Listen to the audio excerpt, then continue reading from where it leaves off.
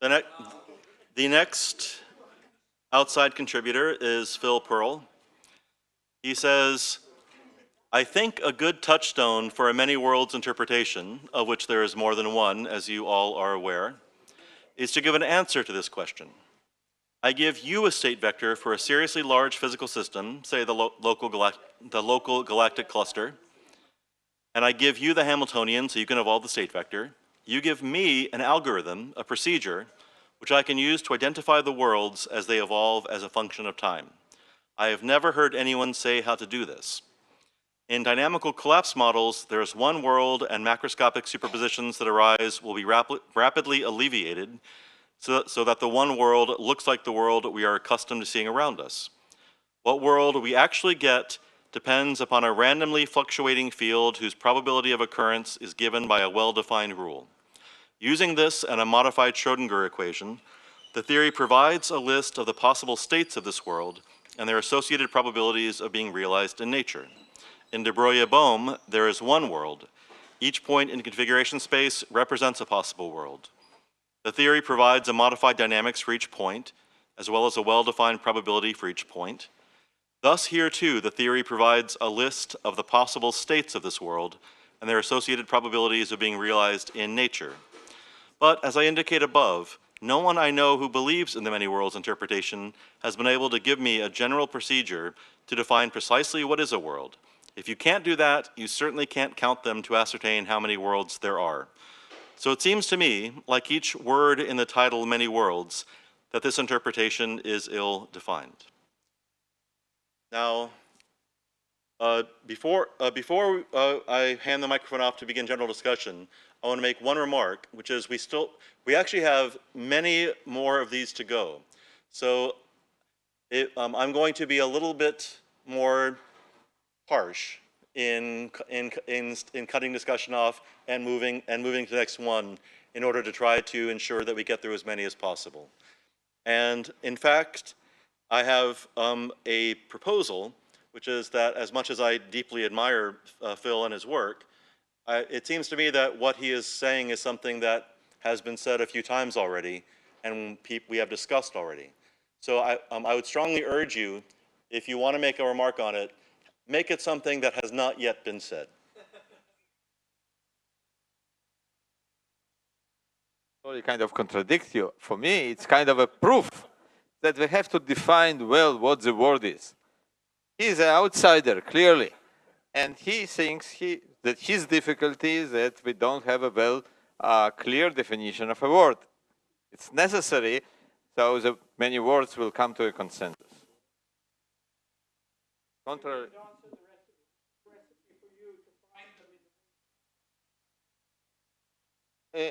No. Oh, this is, I think I expressed it several times in this workshop.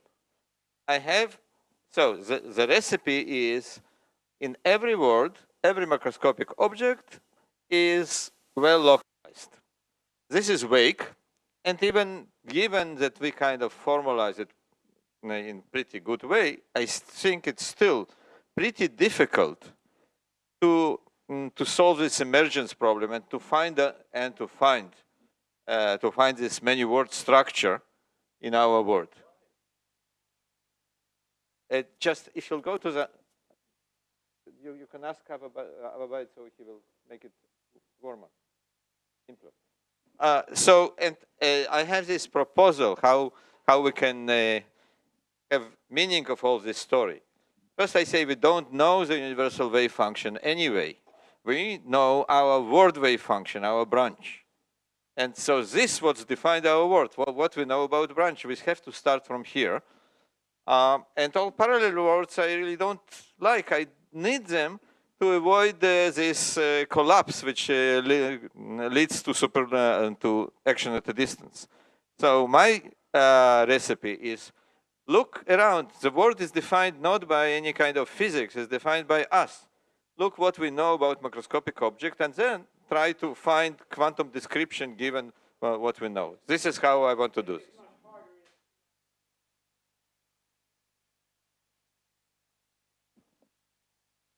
Did you finish? Very quick, Lev. Look, I can see, but I can't see into my absolute elsewhere. I can't see that Bob, you know, a light year away is in a definite state. Just well, it was a, I think, important discussion here. If I have an EPR pair been here and a million miles away, then I say my measurement here will change something there. If there is no any kind of EPR pairs, when I perform measurement, nothing changed there. It remains the same in all worlds. Okay. So from Chip Sebens, there is currently no consensus view as to the laws of quantum physics. The many worlds interpretation offers one appealing proposal, but it is not the only option. Bohmian mechanics, spontaneous collapse theories, and many interacting worlds approaches all give very different accounts as to what is happening at the quantum level. Rather than attempting to move the community towards a single consensus view, I think that we should keep multiple options on the table and see what can be done with each. It is amazing that such different pictures of reality can, at least potentially, explain the same observations and experiments. There is, of course, work to be done in figuring out whether any options should be removed from the table or whether any should be added. It is not always easy to tell what ideas are viable. As things stand, I think we should take pride in having assembled such a full table. The wide array of options that we have at hand can be used to tackle problems in the foundations and frontiers of physics. Looking to quantum field theory and quantum gravity, I am glad that we have more than just a single consensus view to draw upon.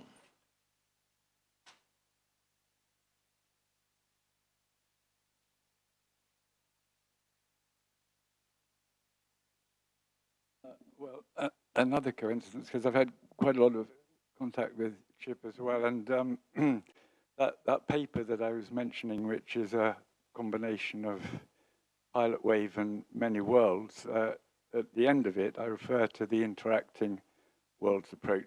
So I'm not going to try and explain it, but basically you've got the idea is you have a multiplicity of pilot wave worlds and you view it from a certain perspective, so you get a many worlds picture.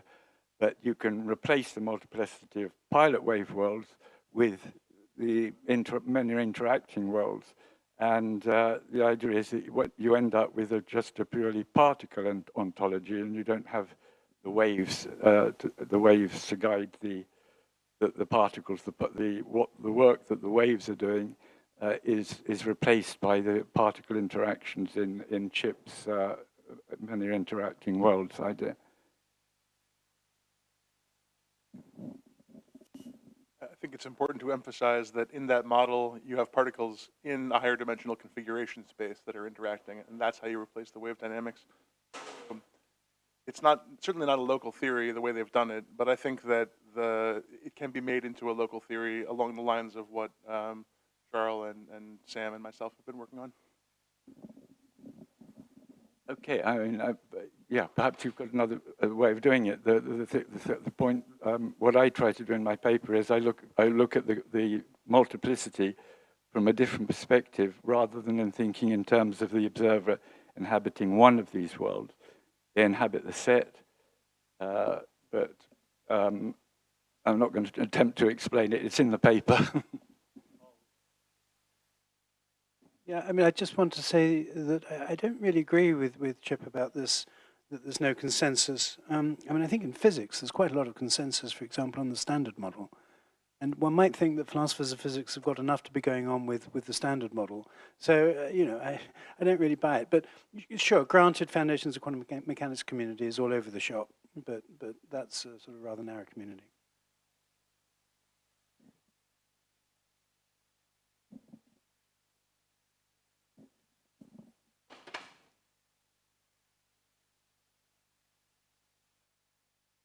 Lev, do you know who this is?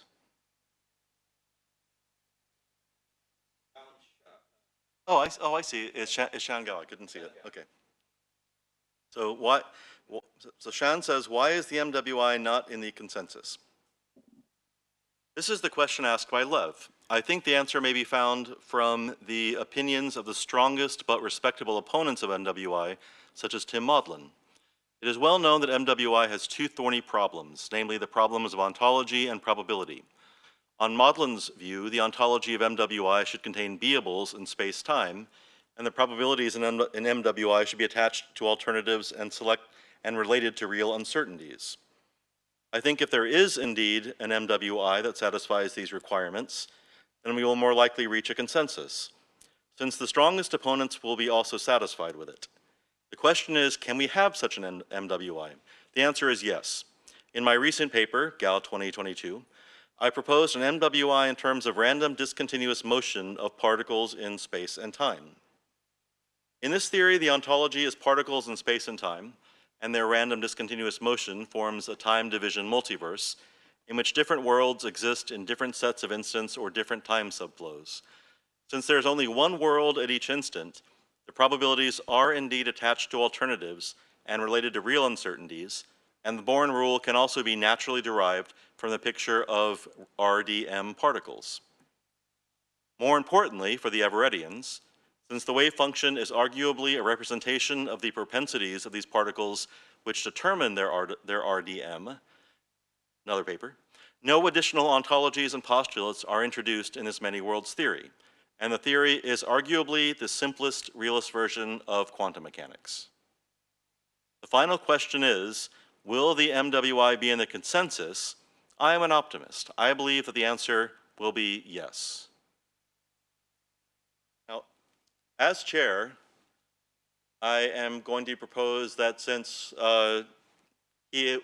Shan is not here to actually present what he's talking about, and so any discussion of it, I'm guessing for most of us, would be a discussion of something that we haven't heard the details of.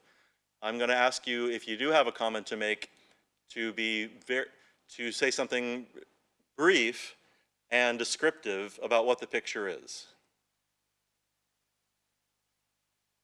One thing to mention, although he kind of trying to say that he doesn't add anything to quantum state in many words, but this is really not true.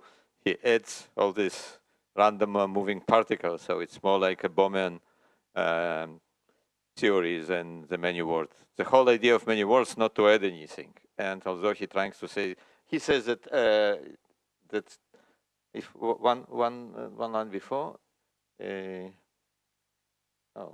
I don't see that he says that the use of wave function is for something. No, the wave function is a whole story.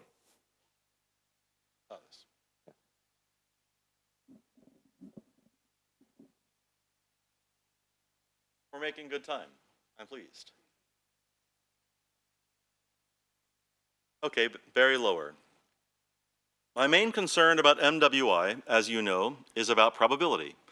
The MWI proposal, yours, I'm guessing that's you, Lev, and others, is that square amplitudes play the roles of probabilities in that they guide degrees of belief. There are a number of different arguments for this, you, Wallace, Papineau, Caroll. I'm not sure that they are compatible with each other. In any case, they are supposed to show that if I know a QM measurement has been done on a system in a certain state, but don't know the outcome, I should set my degrees of belief in the outcome in accordance with the Born rule. But on the MWI, I know that all outcomes actually occurred, even though I also know that when I look to see what occurred, I, in scare quotes, will see only one outcome, and continue to see it on subsequent measurements. It seems to me it is still rational that if I believe MWI, that they all actually occurred and not to follow the Born rule. Now, this is a topic on which much sweat, blood, and tears have been shed over the past week. So I again will ask people, if you want to say something, let's try and make it something that hasn't been said a few times before. Oh, there's the next slide. Sorry. Sorry about that. I have been watching. It is terrific and will have a giant impact. I wish I was there, but probably would have died if I had another long trip. I just got back from Germany 2 weeks ago. I especially liked the session with you, Alyssa, and Tim. I'm guessing again you as Lev. In addition to the probability issue, I liked Tim's worry about how to get to the manifest, tables, chairs, cats, from the wave function, if in fact ever it is the view that the fundamental ontology is the wave function occupying high-dimensional space. I am not sure that is how you understand it. But I disagree with Tim that the only way, he didn't say this but suggested it, to go from fundamental to manifest is by coarse graining. And I disagree with Alyssa that any mapping that gets truths is okay. There are too many mappings, but some mappings are good. I have a story about what determines them, but it is a long one and part of a general Quinean account I develop in a book I am just finishing. There are similarities with what David says. RE probability. Not only don't I accept any of the arguments that claim to show that if I believe Everett, I should set my degrees of belief by Bourne's rule, but if I really believed Everett, I should stop worrying over which dessert to order and is flipping a quantum coin confident that I will have a successor that gets each. That's it.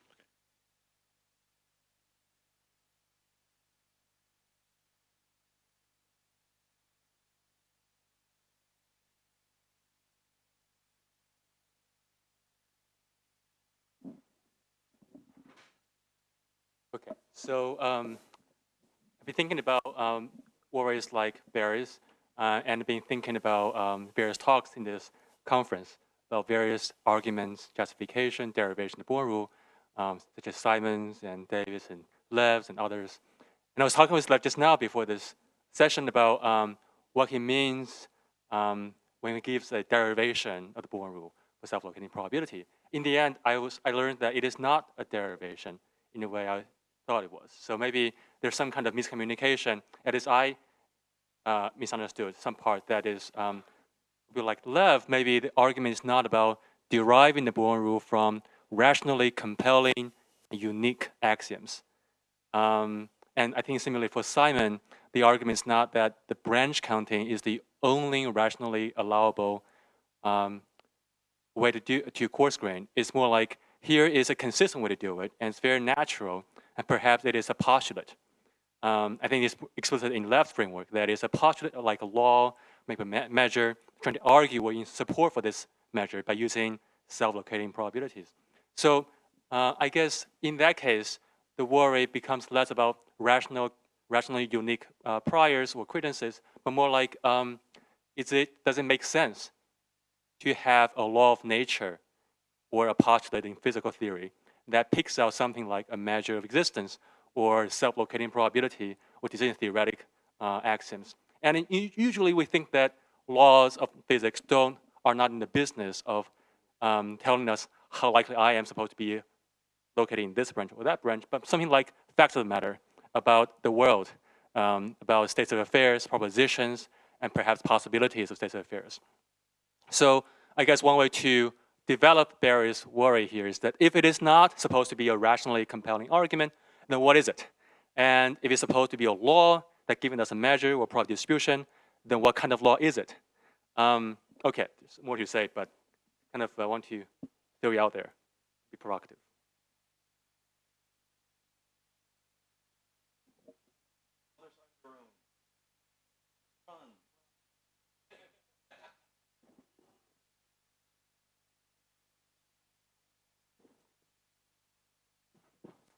Thanks. So I want to say something I realized during the conference, which relates to this last short paragraph by Barry, and also to David Papineau's lecture, and also to some comments that Lev often makes. I think that if somebody believes seriously the many words interpretation, and also says that he believes the existence of the world in which our conference started on the left foot, just as much that he believes the existence of this world, then it makes it hinders a consensus over the many words, because it sounds crazy in a way to believe the existence of our world and the world in which the conference started on the left foot in the same way. So just I don't think it even needs justification, but just simple justification. For example, there is like Laplacian demon argument that you can just reject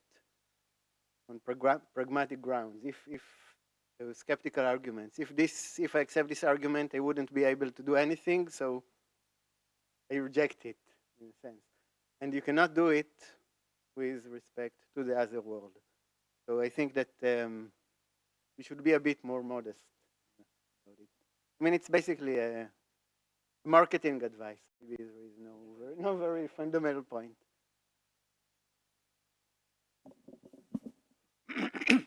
Okay, I just want to say, I do think that one can derive the Born rule. And I imagine that David Wallace thinks he has derived the Born rule. And so, and perhaps you also,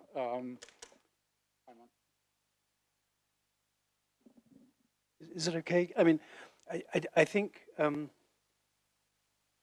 I think David choosing to call his work in one or two publications deriving the Born rule has caused a lot of potential confusion. I think it was probably clear in his mind, but I don't know if it's clear in anyone's.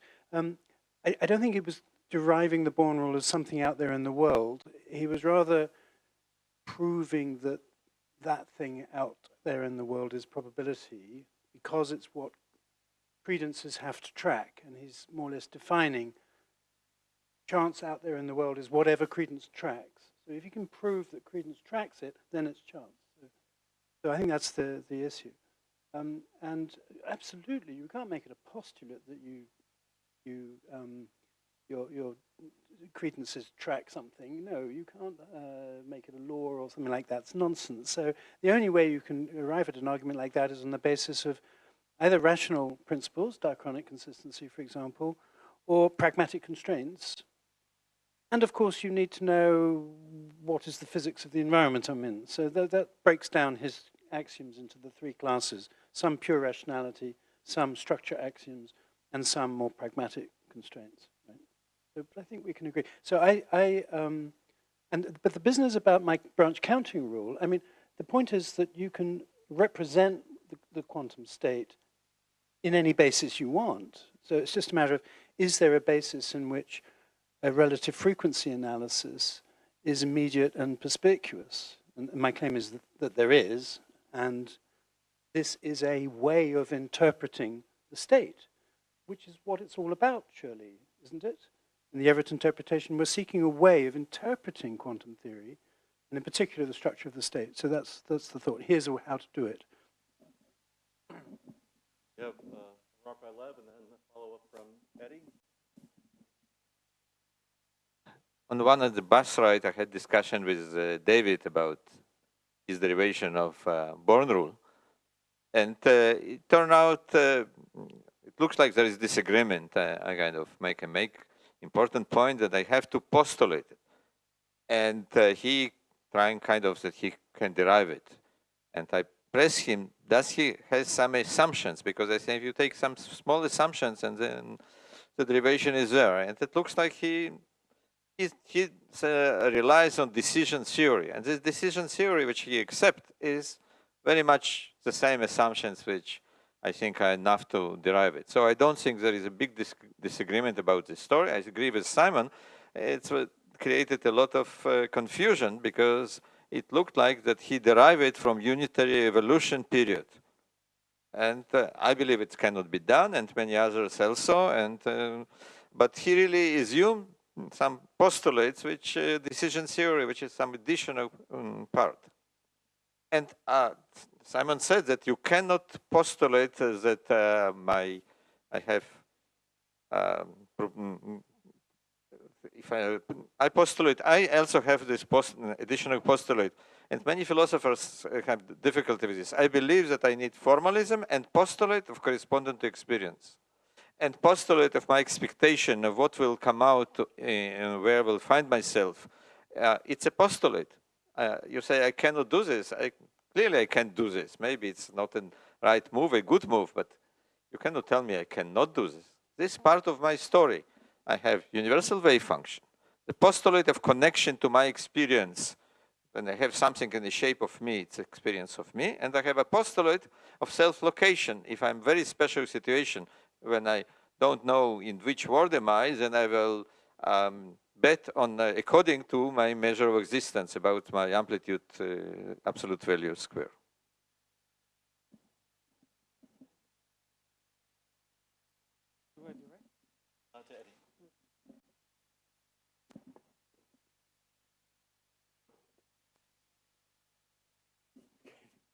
Thank you so much. I really appreciate the comments and replies. I think that this conference has helped me, a non-Everettian, better appreciate the proposals and projects of Everettians engaging. And I say this because I also am working on, with a collaborator, Eugene Chua, on a paper extending various approaches, proving the Born rule to mixed-state cases. But I just want to kind of highlight one thing I learned is that the approach of David Wallace, maybe Deutsch, and left's approach are different, and they do have different assumptions.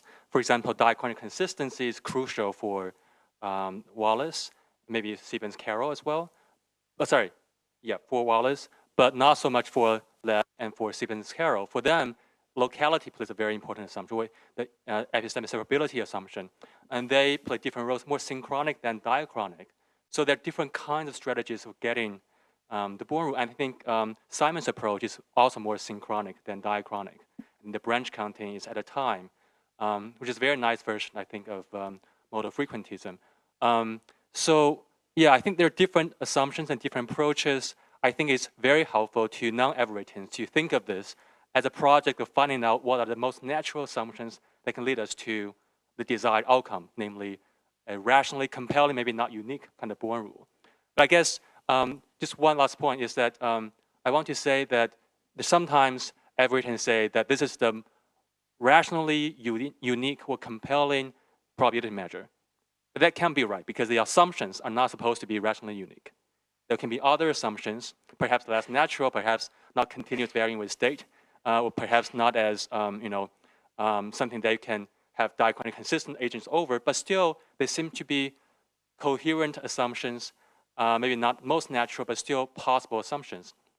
So I guess for me, one understanding is that we should not understand this as rationally compelling or unique probability distribution, but something more like rationally permissible, maybe more natural than other permissible choices.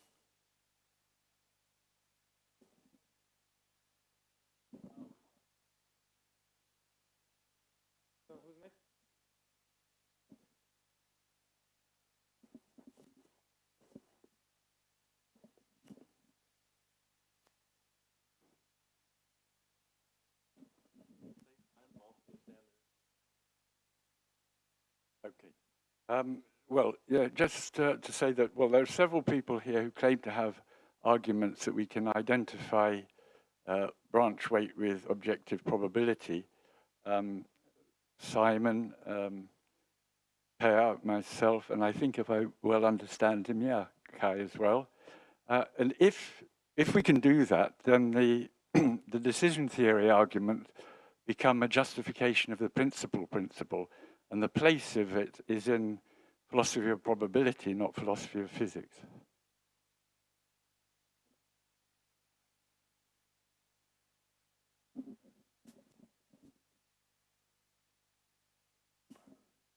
I think it's a mistake, this focus that has been put upon deriving the Born rule. I mean, I think it's sociologically understandable because it's much more interesting, a paper that claims a new proof and so on. But scientifically speaking, what would be amazing and very interesting and very convincing would be a proof of the Born rule from the other postulates of the Everettian quantum mechanics, just from like a unitary evolution, tensor product, and so on. But this is obviously impossible, and this is not what any of the proofs have done. And I mean, what I always do is introduce some additional assumptions, and from those show the probability rule, and then according to their all interpretations and so on. But I think the actual point is actually just to explain the Born rule, and then we think, okay, but which assumptions can you use that are the simplest? What would be the best proof we can achieve? Well, I mean, nothing can be simpler than just postulating it. Like for example, how Everett did, yeah, he had like some assumptions about a measure that, of course, implied that the measure is the given by the Born rule. Well, I mean, his derivation, even though it's flawed, but it's easily fixable, is very short. It could be a bit much shorter, just saying, okay, now I am defining a measure on the set of words that is given by the 2 norm squared. That's it.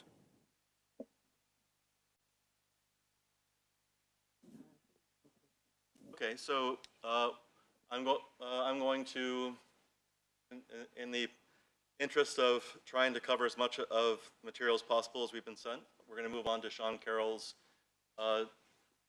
message to us. Already in quantum mechanics.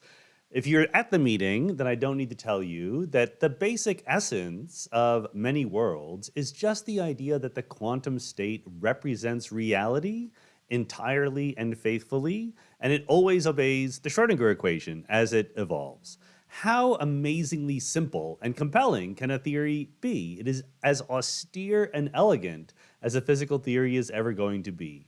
The capacity to explain so much, potentially, with so little input, is exactly what physicists are always searching for. And yet, not everyone believes it. Why is that?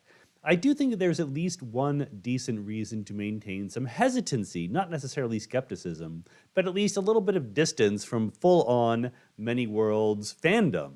And that's because the world appears to us as a very complicated place. Four-dimensional space-time, dynamical space-time, particles, fields, interactions, all of these things. And when we come up with a theoretical explanation for this world, it's extremely natural to reflect that complexity in our explanation. You can just say, we see particles because there are particles. We see wave functions collapse because they collapse. We see time flow because time truly flows. That kind of strategy is compelling because it's hard to fool yourself. You know what you're trying to explain and you're doing it, you're putting it in, you provide in some sense an explanation for what is there because it's really there. You're not being fooled. And on the other hand, the theory that you might end up with by doing that could end up being extremely ad hoc and arbitrary and uncompelling, unbeautiful in some sense. The alternative is to try to make an extremely elegant theory, and then you have the task of matching that theory onto reality to explain the complication of the world from such a simple starting point. That's the challenge for many worlds. Of course, we know about the idea of explaining the Born rule, and even more, to me, even more pressing for many worlds advocates, the structure problem. Why is there such complicated classical-looking stuff in the simple wave function evolving with time?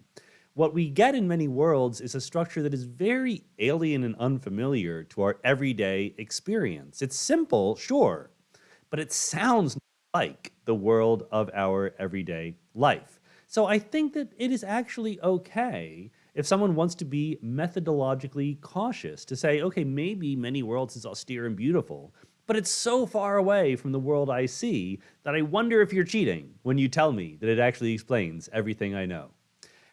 Admitting that, I think that's a perfectly legitimate attitude to take. It's not my attitude. I think that the extraordinary simplicity of many worlds and the fact that it fits all of the data and the fact that it promises to provide explanations, or at least it opens the possibility of helping us with other problems that we've been struggling with. Fine-tuning problems, quantum gravity, the emergence of space-time, all of these long-standing struggles might turn out to be easier to solve in the many worlds perspective.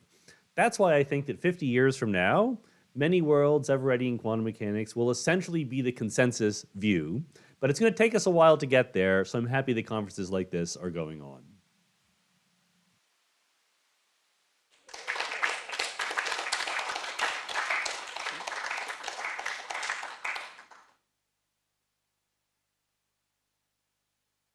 Maybe to give a stark picture of the difference between the theory and the reality.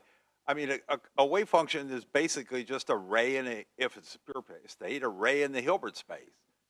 So how do you get from a ray to a Hilbert space to all this structure? I mean, I think it was right that you know, Shan pointed out is not only the probabilities but also the structure. What are the fundamental variables or the fundamental things that the wave function is a function of?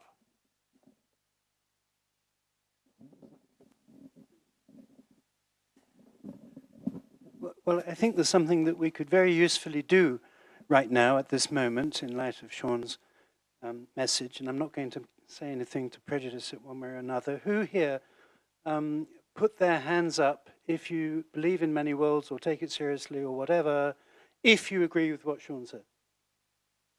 So those who are not committed at all to many worlds need not vote. But those that are, who here totally agrees with everything that Sean said?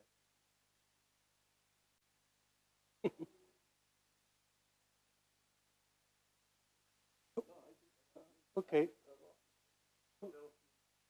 No, well, hold on. No. Just do we or don't we? So, okay, good. Now, who is committed to Everett or many worlds who does not, in some significant way, agree with what Sean said?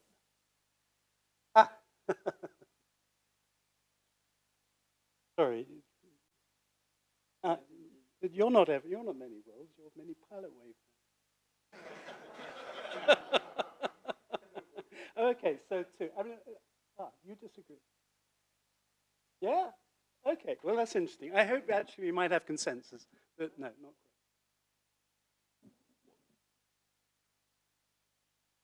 quite.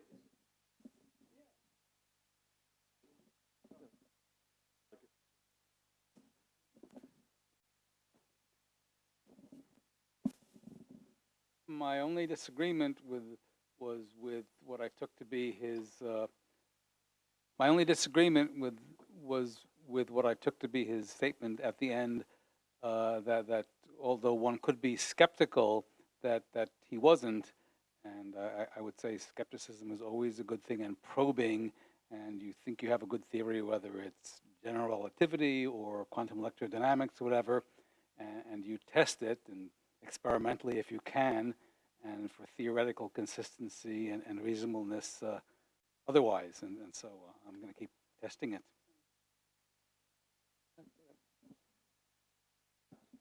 Yeah, well, first term order in the series, I'd say I agree with him because I think he explained well Everett's idea, which is Schrödinger evolution and the universal state vector.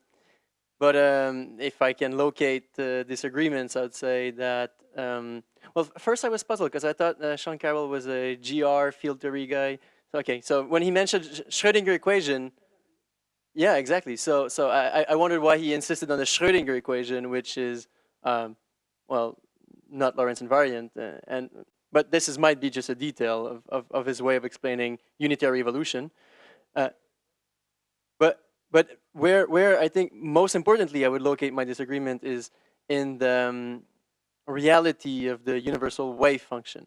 The more I've come to embrace the Heisenberg picture, the state vector is a constant object that needs to be explained away. And I think that the best story is into the time-evolved algebra of observables.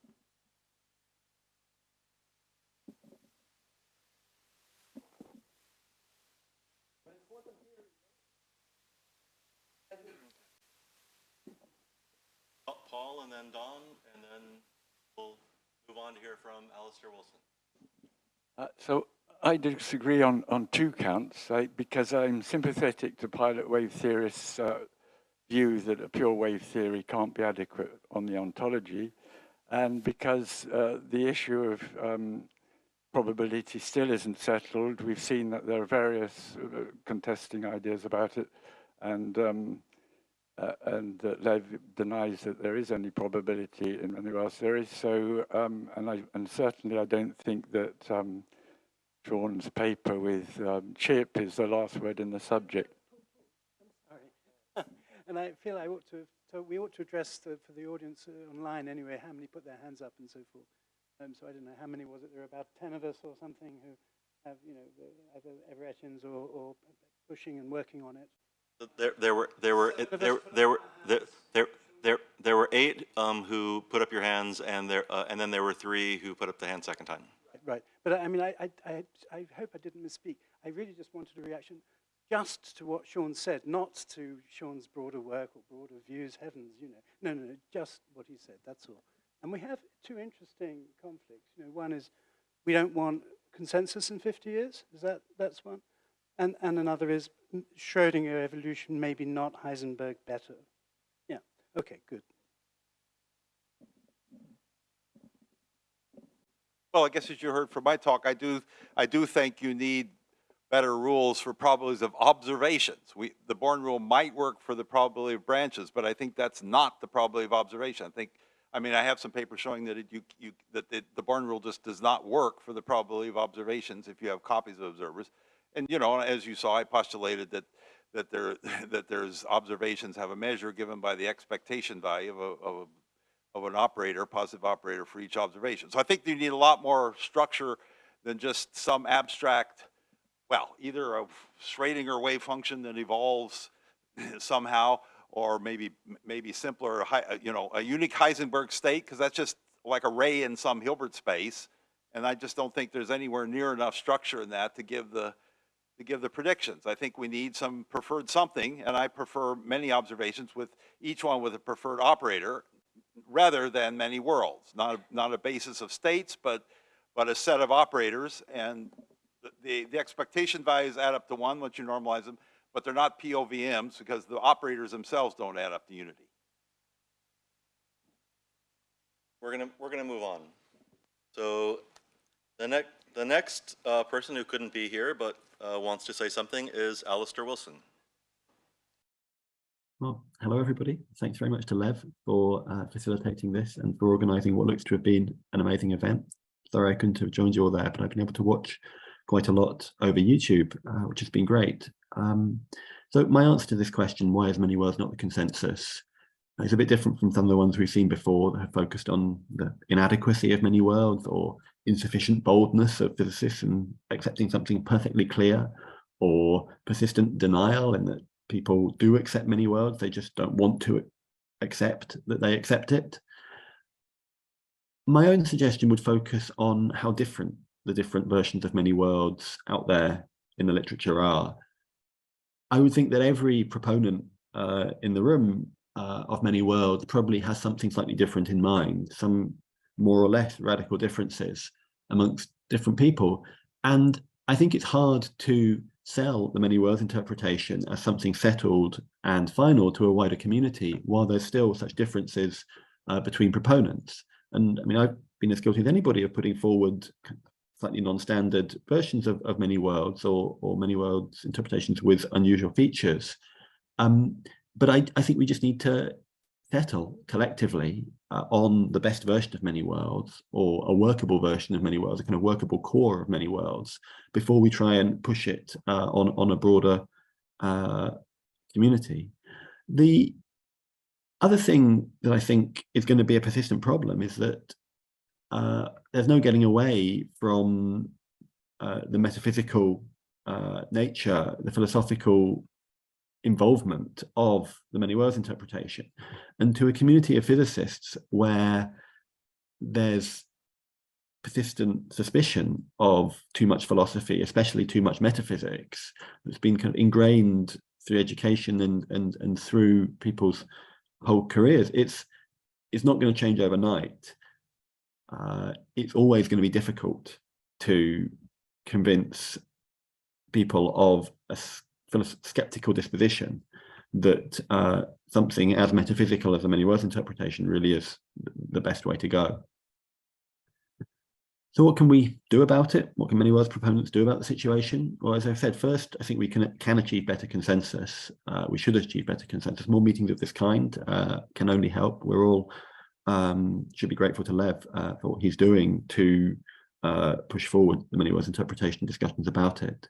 I think there are key issues still around about locality, about gravitation and space-time, and about how the measure problem is resolved at the level of quantum cosmology. All of these, I think, are open questions that are pressing for people that want a coherent, complete, well-rounded Everett interpretation.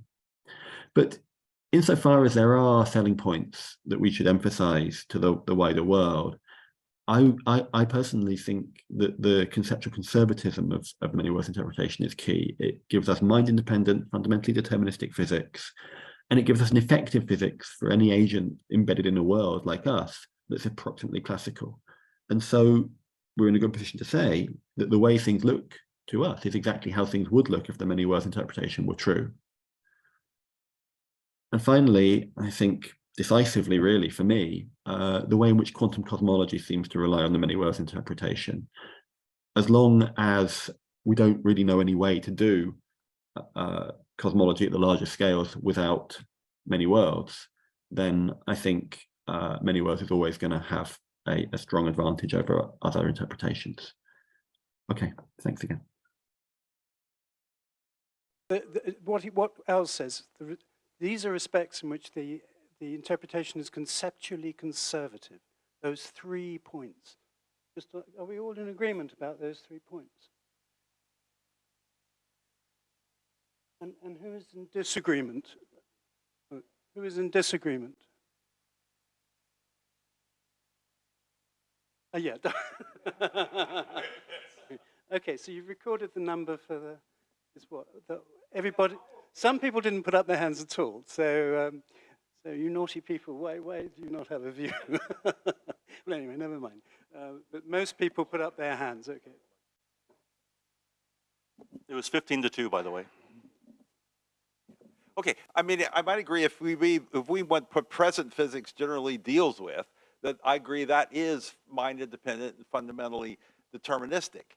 But it's just, I want something that connects it with consciousness. I want a psychophysical parallelism. And if I kept saying that, I would say that physics is not. But I'm as a physicist, and I tend to be very imperialistic. I want physics to reach out, and so I would like the ultimate theory that has psychophysical parallelism to be part of physics. And then I think, you know, it would I'm not saying that anything about the quantum state of the world quantum state of just the physical system depends on the minds, but it should have measures for conscious perceptions that perhaps most simply would supervene upon that.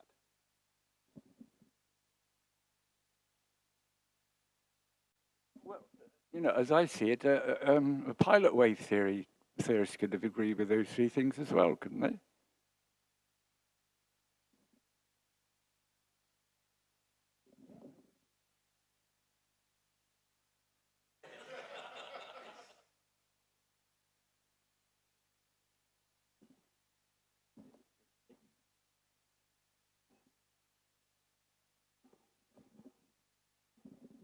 I guess I just don't understand the last point. Couldn't every interpretation say that it looks as if it were true? In that sense, I don't know if it's a bonus.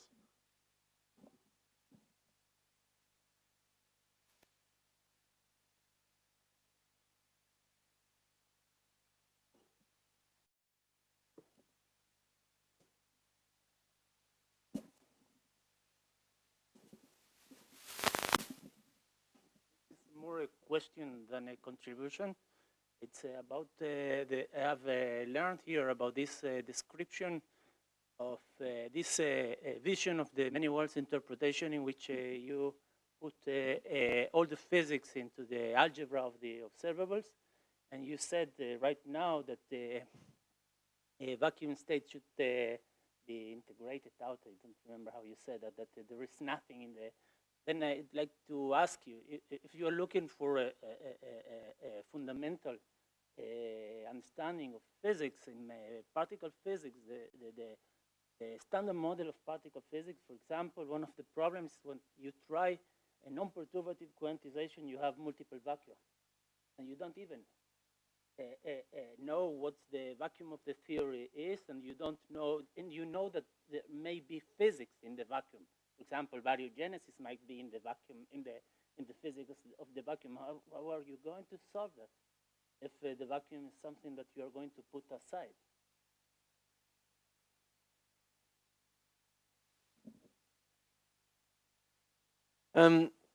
Yeah, I shared some thoughts about my. I can't answer about your precise question about the vacuum in what you mentioned, but I guess I don't know enough about this problem and the structure of the vacuum state, the structure that you should have. But I manifested more like a hope, I would say, because when we do quantum theory in the Heisenberg picture, what is instantiated in the theory is the dynamics of the observables. And the way we use the Heisenberg state, in my mind at least, still seems in some certain sense a sort of crutches. Do we say crutches in English? Yeah. In order to connect to observation. So it is what permits to compute what we call the expected values but this very name is a bit problematic. And so we can sort of connect with finding Born rules and connect and map back and back again into the Schrödinger picture. But I have no clear proposition in mind, but I envision that maybe we can make more concrete sense of what the algebra of observable is saying per se without having to rely on these crutches. But again, let me insist, it's a very vague thought. I might very well be wrong about it.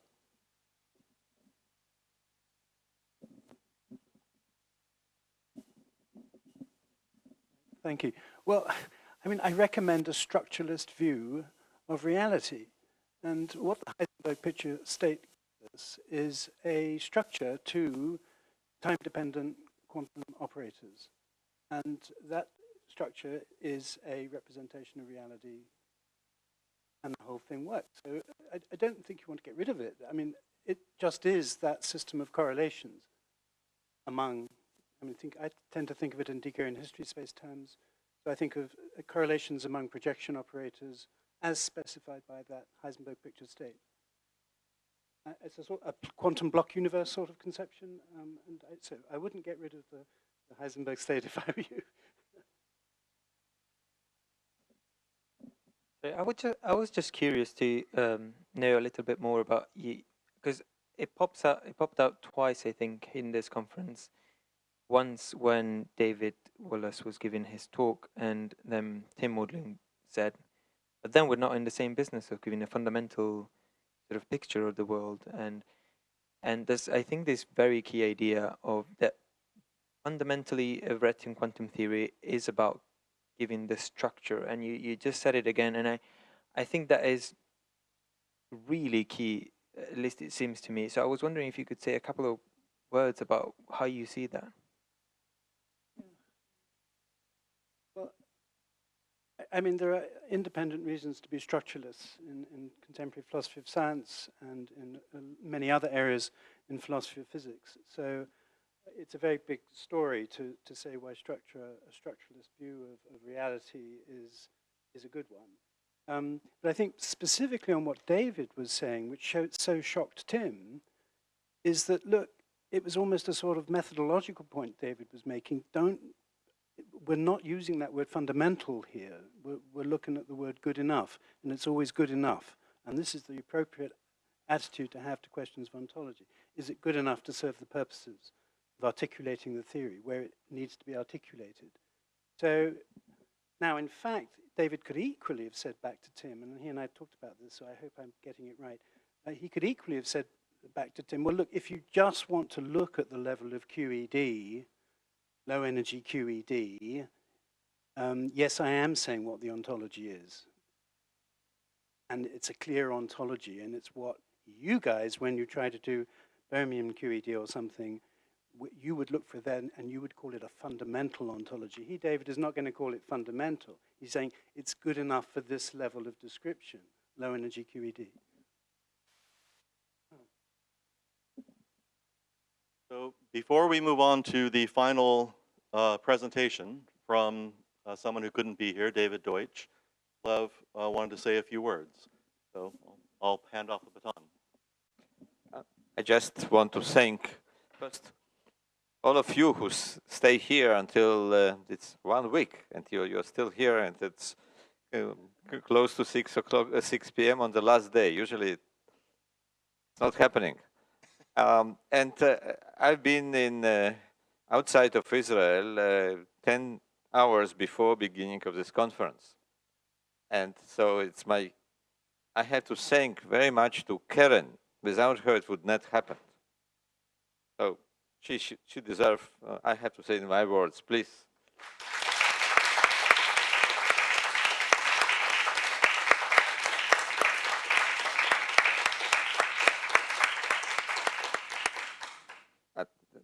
We also get help from Neta and Ronit, which are other secretaries which were involved in this conference. Alon did great job, and then Guy, he is really, again, without Guy, this would not happen. And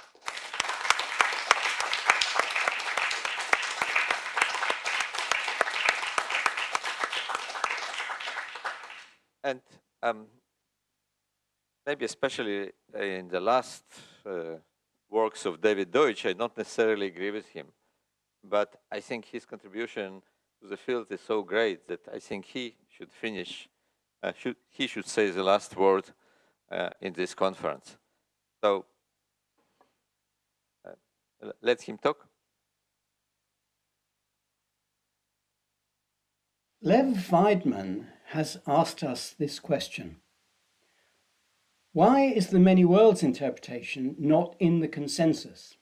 And he adds, I firmly believe that the many worlds interpretation should be in the consensus and want to know why it is not. I agree, and I too don't know why. It may be that only future historians of ideas will succeed in explaining it after the reality of multiple universes has become as uncontroversial as that of dinosaurs and of their evolution is today. But perhaps I can say a few things that might make this seem a little less mysterious and less reprehensible. One thing that future historians might notice is that today there are strong divergences of opinion among proponents of the theory. We all agree that it describes reality, not just predictions, not just our confidence in predictions, not just our states of knowledge, and so on. But we disagree about what reality it does describe. Is the world that we perceive as n particles in a three-dimensional space actually a complex function on a 6n-dimensional one? Does that function describe reality, or is it itself the reality? Is the reality described by Q number observables, as I think?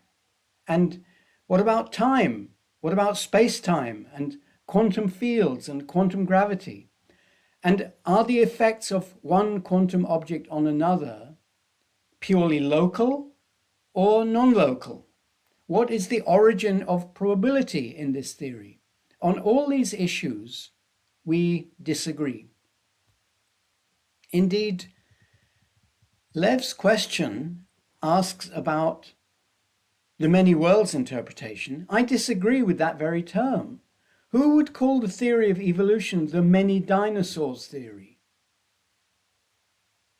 Nor is Everettian quantum theory an interpretation of quantum theory or anything else. It is quantum theory. It should just be quantum theory. Or call it Everettian if you want to give due credit to the corrector of earlier untenable misconceptions.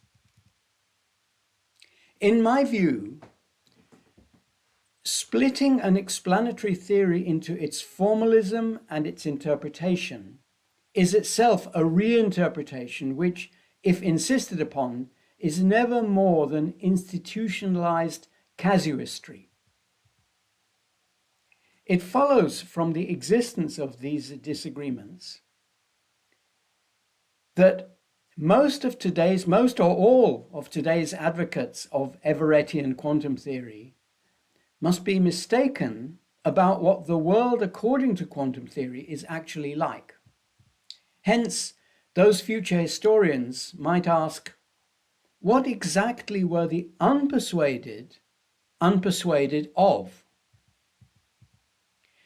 But this internal dissension theory won't do as an explanation of Lev's mystery. In the early days of relativity, people disagreed about what the so-called Schwarzschild singularity was, whether space was finite or infinite, static or expanding. Einstein even wrote to the Times in 1919, categorically denying that his theory supersedes Newton's. Nevertheless, the vast majority of physicists were soon incorporating Einsteinian relativity into their worldviews. Lev's problem, our problem, is that the same has not happened in regard to quantum theory. We won't find the answer in Kuhn's theory of scientists being stuck in so-called paradigms. Such theories would apply to all fundamental progress, including relativity. The people most prominently stuck in their paradigm are actually the believers in paradigms. So what is special about quantum theory that makes physicists reluctant to do what physicists do, namely apply the theory, test it, see what it says about the world, and let that inform your worldview? Why do they spin off into magic and double talk or denial or wishful thinking? Many other insights about reality with which science confronts us are much more jarring.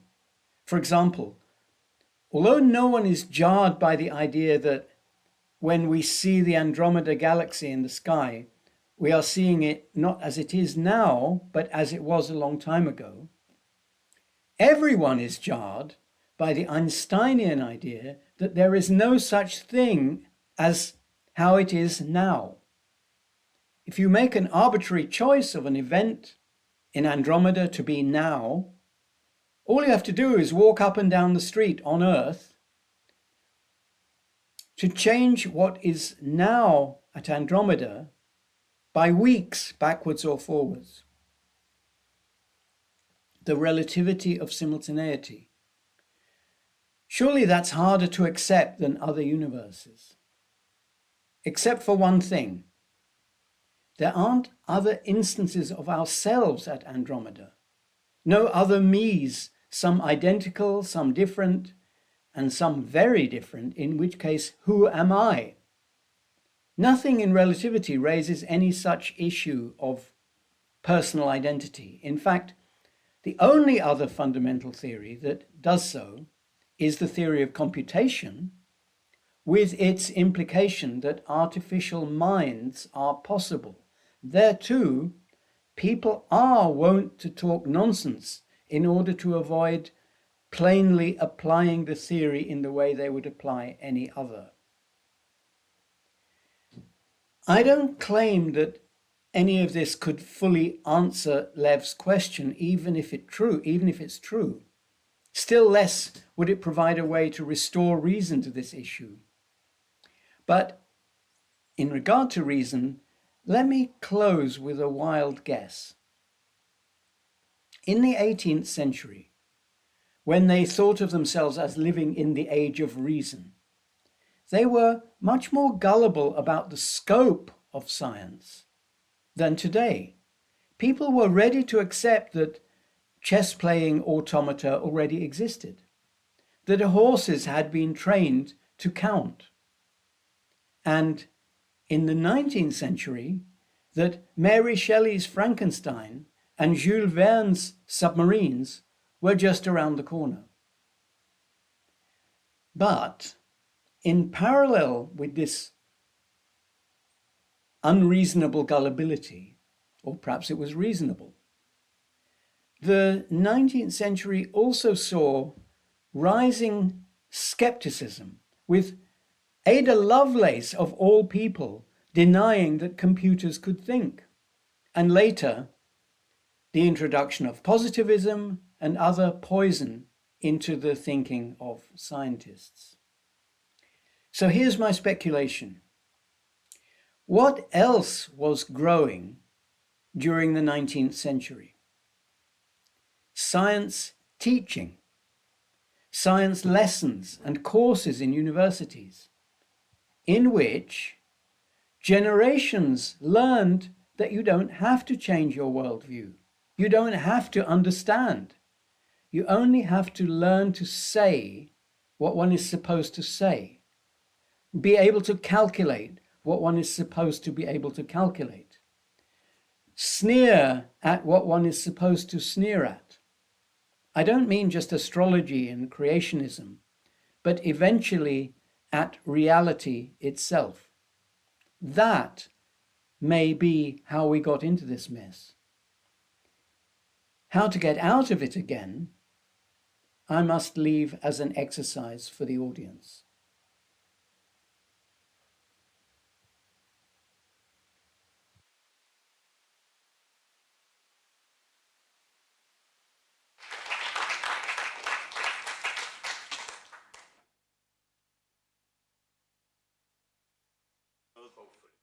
The bus is waiting to take people back to the hotel, so I think this wraps it up for us.